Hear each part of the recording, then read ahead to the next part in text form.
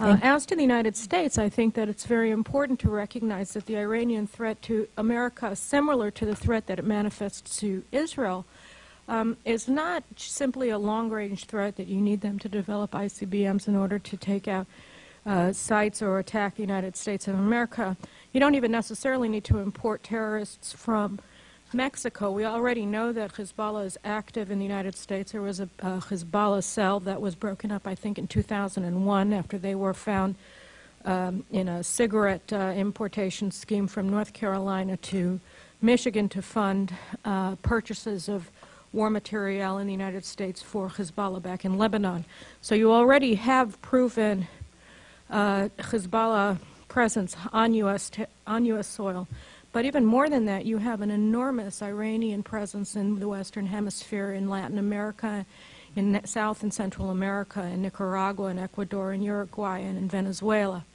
And we're talking about thousands of Iranian operatives that are there, that come to Latin America, are provided with Venezuelan passports at the airport in Caracas when they land in the military hangar there, and go unchecked by immigration officials in the Venezuelan immigration agency, and then from there are dispersed throughout Latin America. And so, this is all documented copiously by U.S., I would think, agencies and also by the U.S. media. It's just that it's not given any, it's not subject to much analysis in the way of what this means for U.S. national security. But I think that anybody willing to consider the dots and think about putting them together recognizes that Iran is building up a substantial capacity to attack the United States right here in the backyard of the United States in Latin Central America. Think about that also in terms of the upcoming Nicaraguan elections and whether the United States wants to perhaps get involved in helping opponents of the Sandinista regime to be elected.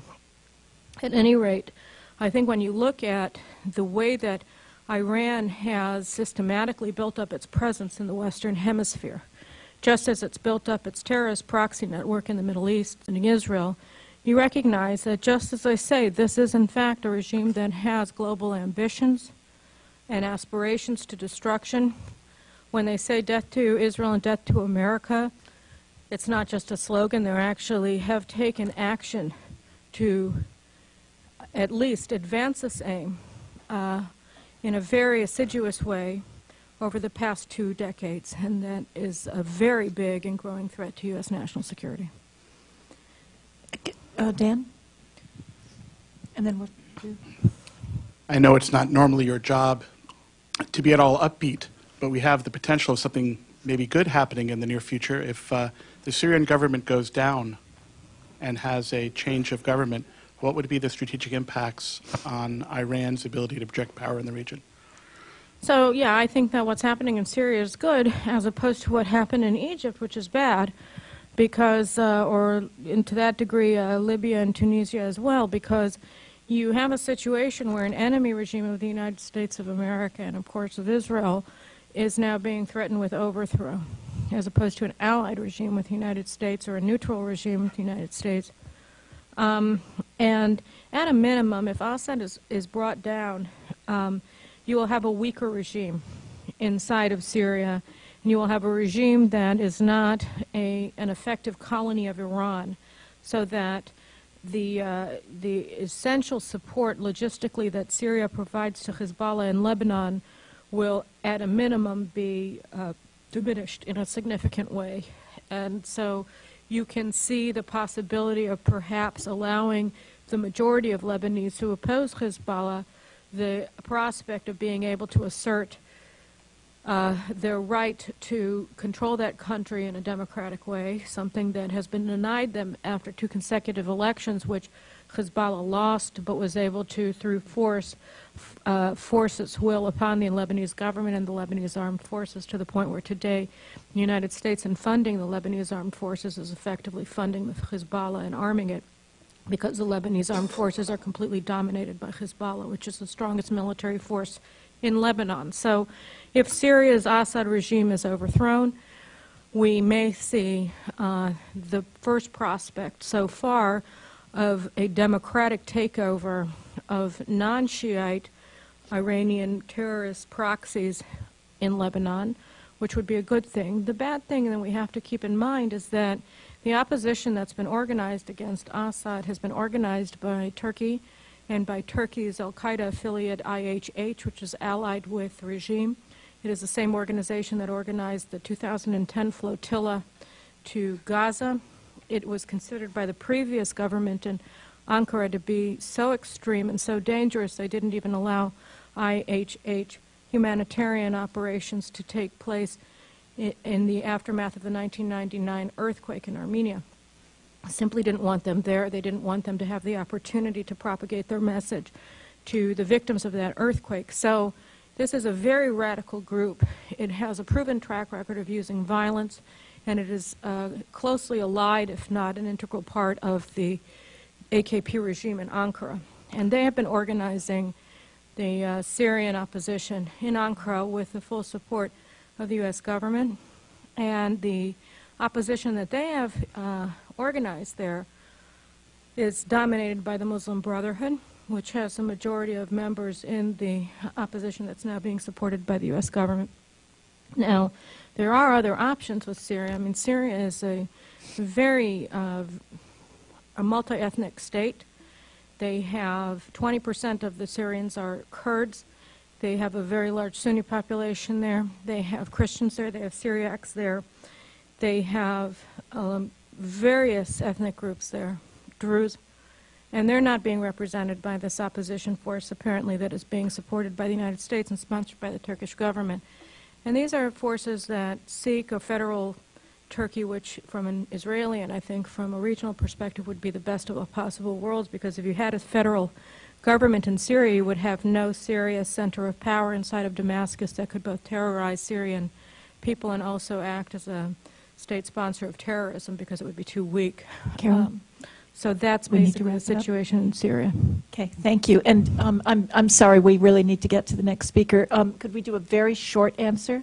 I Do don't a know, very it short depends. question? Yes, Sarah. Carolyn, excellent job, and I tend to agree with you, but I've heard a lot of people on the other side, so I'm going to play the devil's advocate. The goals of such a strike are very modest by Israel. They're talking about taking it back 20 to 24 months. We know that there are many, many underground plants in Qum, in Bashar, in Natanz. There's not, this is not like, Osirak in Iraq. And we know that if such a move were to be made, that Ahmadinejad would just give a wink and a nod to Sheikh Nasrallah of Hezbollah, and that they do have 40 to 50,000 missiles in the north of Israel, and they've said that they're... So what's the question? Yeah. So the Get to the question, question, is, please. the question is the risks of doing this really worth the benefits since the goals are so modest? If we're not talking about eliminating the bomb, we're talking about, just taking it There's back. an old Jewish joke about this tyrant who announces that he wants to kill the Jewish community of a particular country. And so the chief rabbi of the community, he goes to the tyrant and he says, "Look, I'd like a stay of execution for long enough to teach your dog how to talk." And the tyrant said, "What do you mean? My dog will never learn." And he said, "I can make your dog learn how to talk in a year. If you give me your dog and you protect the Jews for a year, I'll teach your dog how to, and you give me a year, I'll teach your dog how to talk in a year." And so the tyrant said, "Be my guest.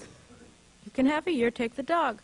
So the rabbi comes back to the community with his dog.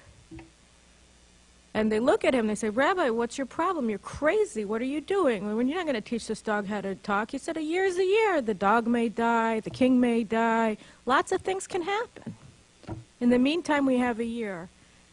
The point is that when you're constantly seeking perfection and you want absolute perfect results every time, you're either never going to do anything or you're going to fail miserably, because perfection is not an option for anybody. It doesn't matter how powerful they are.